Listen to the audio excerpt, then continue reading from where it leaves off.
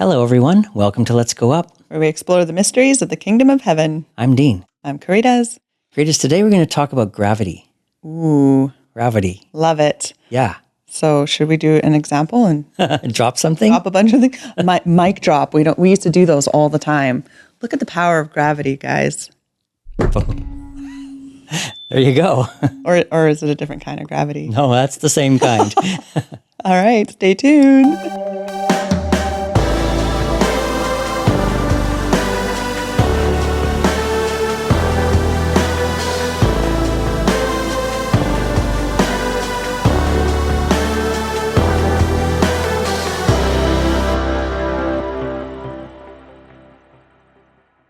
Okay, Karitas, we are back. We're back on track. Gravity. We're going there. Just don't fly too close to the sun because the wax will melt. Good advice, Dean. Thank you. All right, Karitas. So, speaking of getting close to the sun and going up, our website is up there somewhere. Hello, letsgoup.us. That's right, because we're in this together. Mm-hmm. And if you are encouraged by today's episode, consider hitting the like, share. What are they again? And subscribe. Like, share, subscribe, and notification. Yeah. And we'd like to welcome anybody joining us on Grace Awakening Network. Also, welcome anybody joining us on YouTube or any other podcast streaming platform. So, Karitas, we've already demonstrated that gravity is not to be trifled with. So today we're going to talk about gravity in the spirit world. Mm-hmm. Yeah, we see some parallels in the physical and the spiritual. Yeah. So Jesus was really good at this. We're following our master here today. So what we're going to do is we're going to talk about the physical world first and then say, and the kingdom of heaven is like, right? Yeah, classic Jesus. That's what he did. Yeah. Talked about farming, and then he's like, a seed. Mm-hmm. You plant it, and the angels come and harvest it. We're going to talk about physical gravity first, and then we will talk about gravity in the spirit. Today, we're going to talk about the gravity of light, and next week, we're going to talk about the gravity of love. Light and love, really, can't go wrong there, right? We are the light of the world. Go shine. God is love. Yay. Yay. You are love. That's right. Go be love. I feel like if we cover light and love well, we'll be doing all right. We will. We'll be thriving. Right? So, greatest gravity in our world, light in its own way has a gravitational pull. The gravitational pull isn't necessarily down towards the ground, but it's an attractant. Yeah. It attracts things to it. It's got this natural flow towards it all the time. Mm-hmm. Light has always been super interesting to me. Yeah, it's one of those things you just see everywhere all the time, except at night, I guess, that you just take for granted and you get so used to its constant presence in different forms that you forget or you lose sight of the awesomeness of it. Lose sight. Nice one. Okay, light. So the natural world, we've got nature drawn to light, creatures, fish, plants. Have you ever fished with a light? Actually, it's not even allowed. I believe it's prohibited. You're not allowed to catch fish by tricking them? They're so attracted to light that if you throw a lure in the water at night, they'll just go straight for it. Except for those deep sea creepy fish that have the light attached to them. Well, I can't help it. It's attached to me. Some of those creatures are pretty weird. I have to admit, I've just been seeing, they're called the doomsday fish. Oh, that's a nice name. But they're shimmery silver, and they actually swim this way rather than swimming through the water. Huh. And they've been washing up on the shore, and people have been saying that there's going to be an earthquake or something, or whatever. Okay, yeah, because they're deep sea fish. Yeah. So why are they coming up? Yeah, God got really creative with those creatures down there. It's a whole nother world down there. Yeah. Anyhow, nature and light. I'm always amazed because I work a lot with plants. Plants will find a way to find light. Mm-hmm. And they grow facing it. Yeah. They'll grow and turn the direction of their leaves and petals towards the light source. Not only will they grow and turn towards a light source, but if there is no light source where they are, they will seek it out. They will go around stuff. They will go through stuff. They'll break through concrete. Whatever they have to do. Imagine we were as persistent as that little plant in our pursuit of light. Wow, yeah. Because they will make a way. They will find a way to get to where the light is. Mm-hmm. They're light seekers. Yeah. We can't let the plants out light seek us. No, we can't. When we're supposed to have dominion over them, they can't be doing a better job than we are at it. No, you're right. So we need to normalize light seeking. Even insects Right. use light to orientate themselves. So artificial light throws them off. You know how bugs will go into a flame? Yeah. Just fly into it. It's because they're disoriented, they find. They use light to orientate themselves to the horizon. So when there's an artificial light source, such as a fire or a lamp, they fly into their demise. And so who asked the bug how that works? How did they get into the bug's mind? Just don't ever underestimate a scientist, okay? Okay. So anyways, fish. Yeah, we talked about fish. Fish drawn to light. Nancy Cohen? Yeah, she has some wild experiences with She did. She went to flashing the fish. aquarium and she was wearing a cloak, an overcoat, and she opened it up and all the fish came down to the window. We got a flasher. She just was glowing. I want to say this wrong because I don't want to make it sound like she was just like flashing. Yeah, she had aquarium. clothes on. All right, calm down, people. Yeah. She only opened up her overcoat. Okay. Yeah. Okay, so yeah, fish.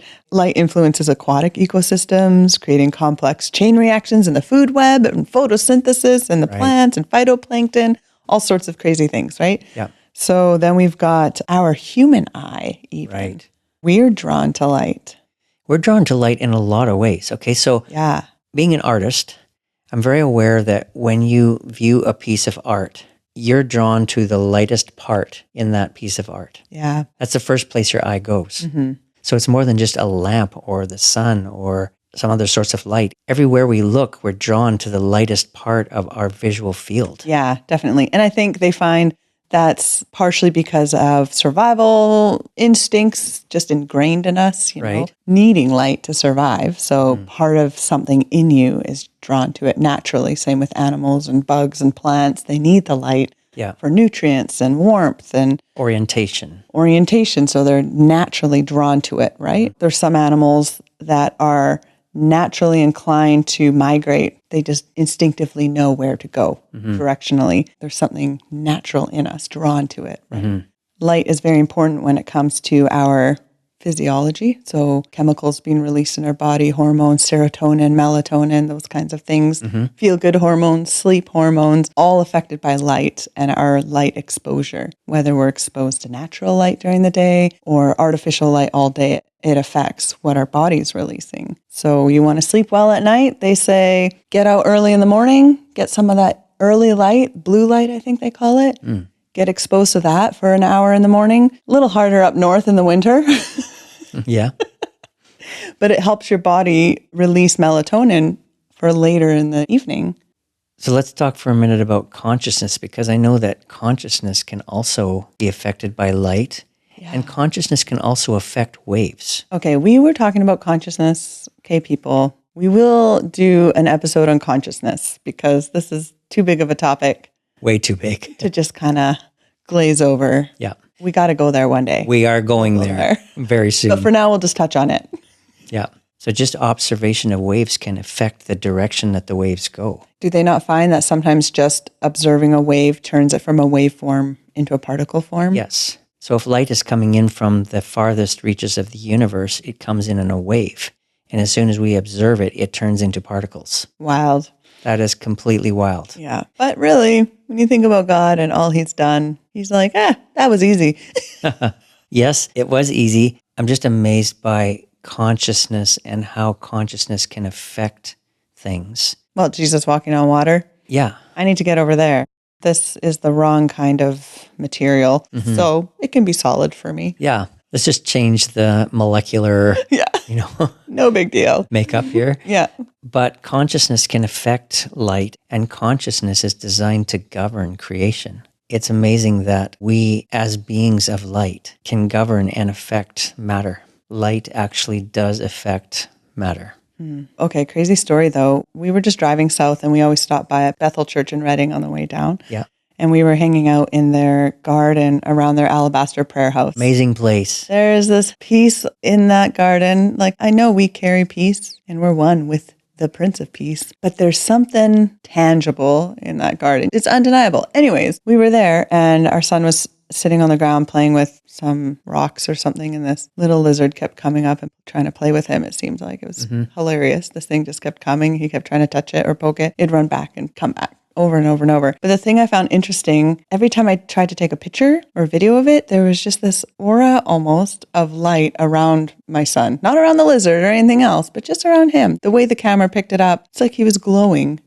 My eye couldn't see that, but the lens of the camera could see this haze around him almost, which was interesting. We've seen that a couple times in different locations. Yeah, sometimes a camera, our devices that we created can pick up certain light. And There are a lot of pictures out there and a lot of video footage of people who have been pointing cameras in certain directions, and they've picked up on light sources, beams of light in the situations that they're taking pictures of. I'm pretty sure they're angels. I had a funny thing happen to me one time in the Redwood Forest in California. My wife and I were driving down there and just stopping by these amazingly huge trees. They are so big. So we walked over to a tree, and my wife took a picture of me by one of these massive trees. When we looked at the picture, we were like, what? There was this big glowing halo of light all the way around me. And we were never able to replicate it, and we never figured out what it was or why it was there. It never happened on any other picture with that camera, and we took thousands of pictures with that camera. But in that particular picture, there was this massive halo of light. Yeah, that's cool. You were taking a photo with an angel, maybe? Maybe. I don't know. Didn't even know. And it doesn't make sense based on the angle of the sun and the way light should be acting. There was no sun there. Yeah. You know, those trees are huge. It was all shadows. Yeah. So yeah, light is wild, you know, and how we see light, how we start with light, right? At conception, there's a spark of light. Yeah. They can find with these powerful microscopes at the moment of conception. So light, it's from the very beginning, all throughout our life. Yeah. It has a very impactful role. Very much so.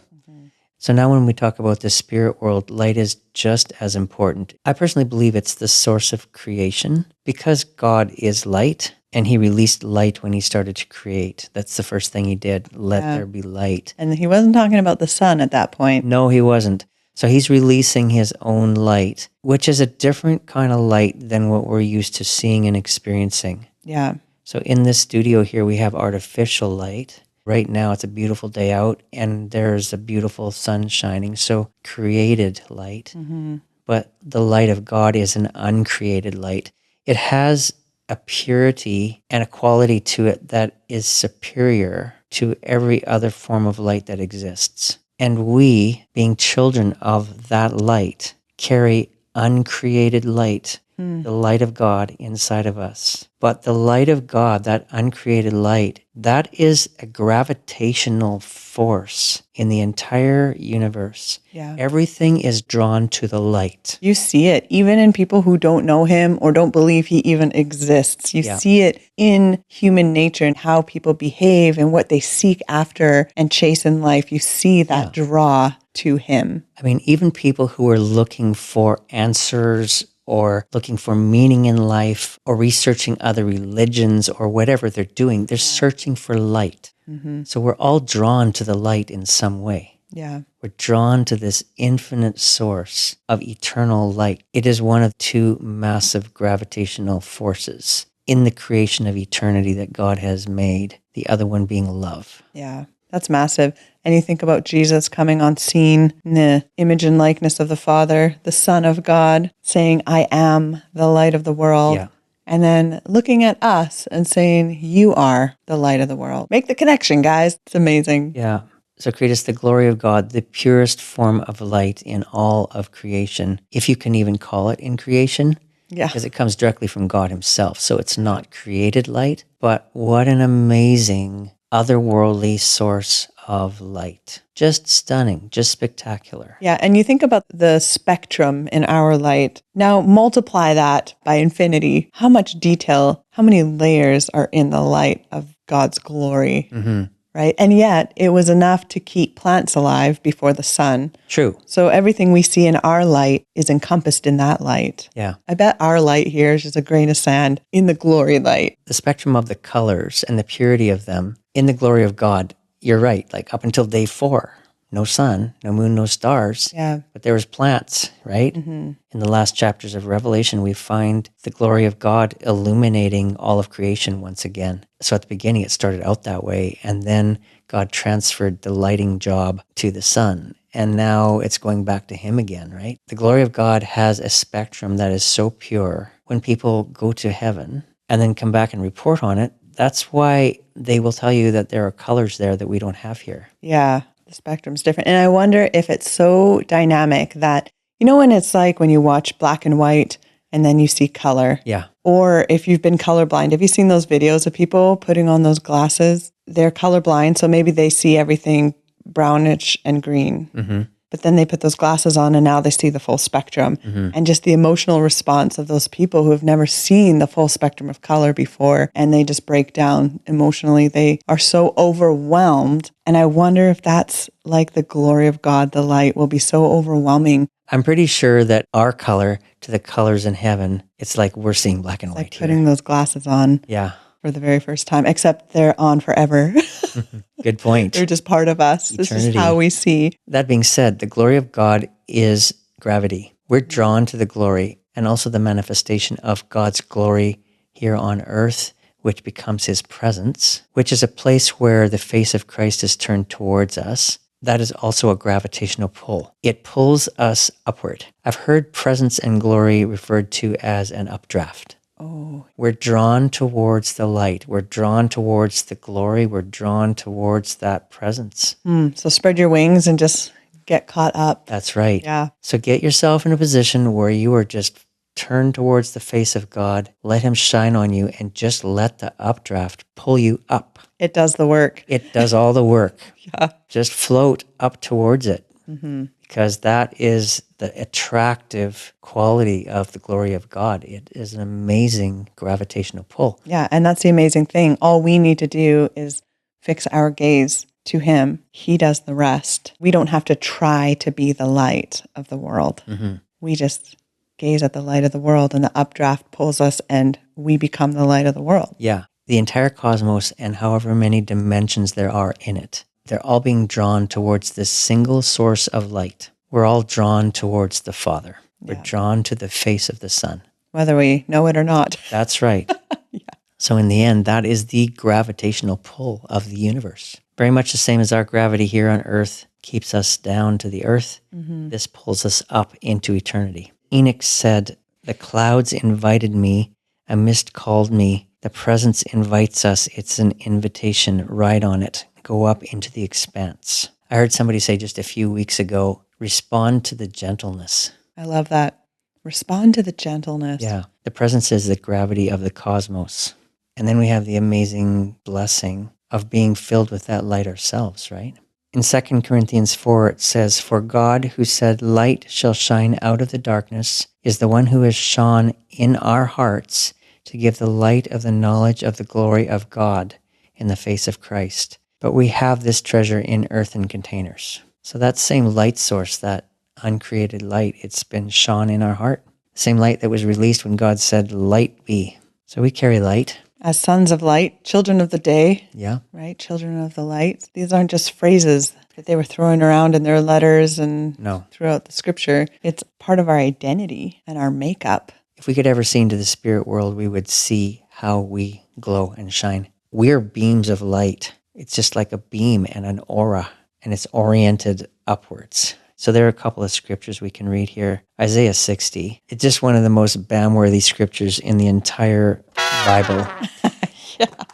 Arise, shine, for your light has come, and the glory of the Lord has risen upon you. For behold, darkness shall cover the earth, and thick darkness the peoples. But the Lord will arise upon you, and his glory will be seen upon you. All right, so now we're talking about gravity. Yeah. And the nations shall come to your light, and the kings to the brightness of your rising. So not only does the light of the glory of God draw things towards him in the cosmos, but now the light of the glory of God on us is drawing the nations towards us. Yeah. It's the same light source. They're not being drawn so much to us, but they're being drawn to the glory because we're displaying the glory. Yeah. Notice how it doesn't say, they'll come to your messages and teachings and conferences, Dean. Right. It says they'll come to your light. They'll notice just how brightly we shine. Yeah. I mean, this is an extreme shining here. I think we're talking about like glowing here. Yeah. I think we've underestimated the power and the impact just living in the light as he's in the light. Going out and telling people about the Lord is great, but don't forget that the way you live and how you shine and walking in that light, his glory coming through you is what will draw them in. Consider how you shine. Do you not know that you are the light of the world? Do you not know that God is light and his glory is... Yeah. So arise, ascend, go up. The glory of God has risen upon you. So I think there's a lot of things that become attracted to the glory of God when it's upon us. Because you got to realize, like, all glory, even though it comes from God, it all has to be returned to him, right? The law of the conservation of glory. That's right. So the glory shining from us, anything that comes to us also needs to go back to him. It's just this cycle that we're involved in, this cycle of glory. But I've noticed that when you shine well, all kinds of things are attracted into your life. Here it talks about all kinds of stuff. Doesn't it talk about when the nations come, they bring resources and all kinds of things, right? Yeah. Nations shall come to your light. Mighty kings will come to your radiance. Right. The kings to the brightness of your rising. Yeah. Lift up your eyes all around. They all gather together. They come to you. Your sons shall come from afar. Your daughters shall be carried on the hip. And you shall see and be radiant, and your heart shall thrill and exult, because the abundance of the sea shall be turned to you, and the wealth of the nations shall come to you. The multitude of camels shall cover you, Dean. Camels. Think of the multitude of camels. Can't get enough camels, Karitas. The multitude. They will come to you. The young camels of Midian and Ephah, all those from Sheba will come. If you're wondering if the Sheba camels are going to come, they will come. Okay, they will be on their way. They shall bring gold and frankincense. They shall bring good news, the praises of the Lord. And there's flocks, Dean. There's flocks of Kedar. Flocks of Kedar. They will be gathered to you. The rams shall minister to you. And they will come up with acceptance on my altar. And I will beautify my beautiful house. This is amazing. So look at all the things that are attracted to the shining of the light of the glory of God upon us. It's almost overwhelming. But first of all, you've got nations. And what this is a gravity. This is their eyes seeing a light and they're being drawn to this light. Yeah. Kings, rulers, Yeah. children, spiritual sons and daughters or natural ones. It mentions gold and resources and other things. Yeah. And the sea. It's talking about all these things being attracted to this light. Yeah. And I always think of the sea of humanity Yeah. being drawn to you, this natural drawing to the light. So what do you do when all this stuff is attracted to the light that's on you? You shine, Dean. Yeah, I guess you shine brightly. Don't put a cover over the lamp. Candle. It's pretty extreme, and that's what we wanted to touch on in this episode. We wanted to talk about the extraordinary gravity that light emits, especially the glory of God. So the thing is, the light is there. We aren't lacking his light. The light will shine. And I think we can cover it with these ideas that we're not worthy of the light. What we believe has an effect on how we're shining. So it's important to believe him when he says, you are my child, Dean, in whom I'm well pleased.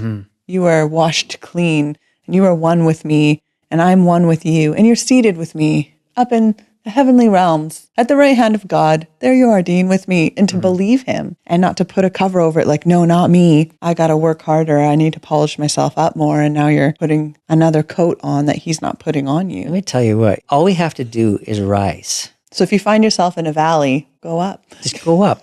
That's right.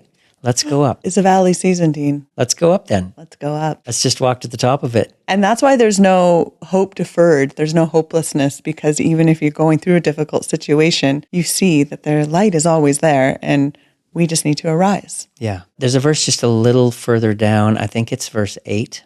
Who are these that fly like a cloud, like doves to their windows? Yeah. Okay, so who are they? They are the ascenders.